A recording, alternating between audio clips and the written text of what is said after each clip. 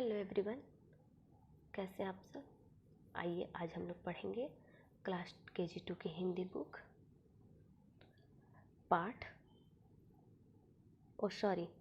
Page number 3 वर्णमाला। बच्चों, सबसे पहले मैं आपको बता दूं कि वर्णमाला किसे कहते हैं।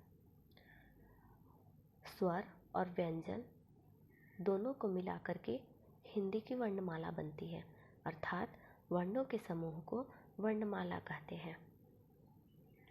तो आइए सबसे पहले हम अपना स्वर वर्ण के बारे में जानें। ये है वर्ण, ये क्या है? स्वर वर्ण, और ये है उनकी मात्रा। तो हिंदी में जो हमारा पहला स्वर है वह है अ। वह क्या है? अ, जिसकी कोई मात्रा नहीं होती है। यह अमात्रिक होता है, लेकिन यह प्रत्येक व्यंजन के साथ जुड़ा रहता है। जैसे क, हलांत, अ, क्या हुआ? क। इतना समझ में आ गई? ओके, आइए अब हम आगे बढ़ते हैं। हमारा अगला स्वर है आ, जिसकी ये है मात्रा। यह मात्रा हमेशा प्रत्येक व्यंजन के पीछे लगती है। यह मात्रा जब भी व्यंजन के साथ प्रयोग होती है तो इसकी ध्वनि ऊंची और स्पष्ट हो जाती है। इसकी ध्वनि कैसी होती है? स्पष्ट और ऊंची होती है। ठीक है। अब हमारा आता है अगला ह्रस्व ई, जिसको आप लोग छोटी ई बोलते हैं, और ये है उसकी मात्रा। यह हमेशा व्यंजन के पहले लगती है। ठीक है। ह्रस्व ई की मात्रा जब भी व्यंजन के साथ लगती है तो उसका उच्चारण धीमे स्वर में किया जाता है। अब हमारा अगला आता है दीर्घ ई, जिसको आप लोग बड़ी ई बोलते हैं, और ये है इसकी मात्रा। दीर्घ ई की मात्रा हमेशा व्यंजन के बाद लगती है। दीर्घ ई की मात्रा व्यंजन के साथ आती है, यानी व्यंजन के साथ जब लगाई जाती है तो व्यंजन का उच्चारण लंबा और तेज हो जाता है। अगला हमारा आता है ह्रस्व ऊ, यानी छोटा ऊ की मात्रा, जिसको आप लोग छोटा ऊ बोलते हैं, और ये है उसकी मात्रा। ह्रस्व ऊ की मात्रा जब भी व्यंजन के साथ लगती है तो व्यंजन का उच्चारण धीमे स्वर में और जल्दी में होता है। छोटे ऊ की मात्रा यानी ह्रस्व ऊ की मात्रा हमेशा व्यंजन के नीचे लगाई जाती है। ठीक है, इतना समझ में आ गई आपको? ओके, आइए अब हम आगे बढ़ते हैं। ये है हमारा अगला स्वर दीर्घ ऊ, जिसको आप लोग बड़ा ऊ बोलते हैं, और ये है उसकी मात्रा। दीर्घ ऊ की मात्रा जब भी व्यंजन के साथ लगती है तो व्यंजन ऊंचे स्वर में और लंबे समय तक पढ़ा जाता है। दीर्घ ऊ की मात्रा हमेशा व्यंजन के कहाँ लगाई जाती है? नीचे। ठीक है, इतना समझ में आ गई आपको? अब आइए हम लोग आगे बढ़ते हैं। अब हमारा अगला स्वर है री। री की मात्रा हमेशा व्यंजन के नीचे लगाई जाती है, लेकिन इस मात्रा को हम कैसे लगाते हैं? व्यंजन के नीचे जोड़ करके लगाते हैं।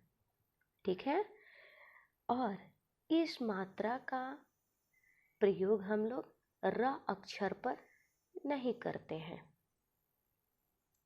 अब हमारा अगला स्वर आता है जो कि है ए। ये है ए, और ये है इसकी मात्रा। ए की मात्रा जब व्यंजन के साथ लगती है तो बच्चों इसका उच्चारण धीमे स्वर में और कम समय के लिए किया जाता है। इतना समझ में आई? ओके, अब हमारा अगला स्वर आता है ए, जिसकी ये है मात्रा। इसकी मात्रा हमेशा व्यंजन के ऊपर लगाए जाते हैं। ठीक है, अब आता है हमारा अगला स्वर ओ और ये है उसकी मात्रा। तो ओ की मात्रा हमेशा व्यंजन के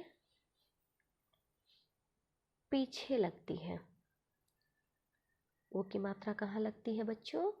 ओ की मात्रा व्यंजन के पीछे लगती है, यानी दाईं तरफ से लगाई जाती है और इसका उच्चारण धीमे स्वर में और कम समय के लिए किया जाता है।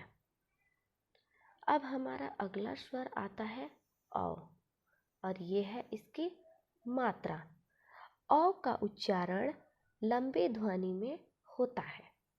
औ का उच्चारण बच्चों हमेशा लंबे ध्वनि में होता है और यह हमेशा व्यंजन के बाद लगती है। अब हमारा अगला स्वर आता है अन, जिसको हम लोग अनुस्वार कहते हैं। इसको क्या कहते हैं?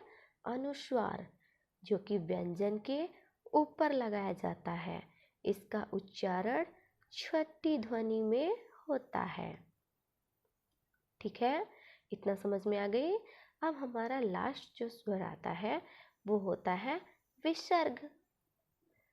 ठीक है, और यह हमेशा व्यंजन के बाद लगाए जाते हैं।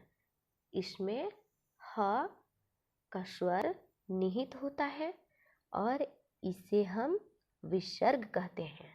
क्या कहते हैं? विसर्ग कहते हैं। इतना समझ में आ गई?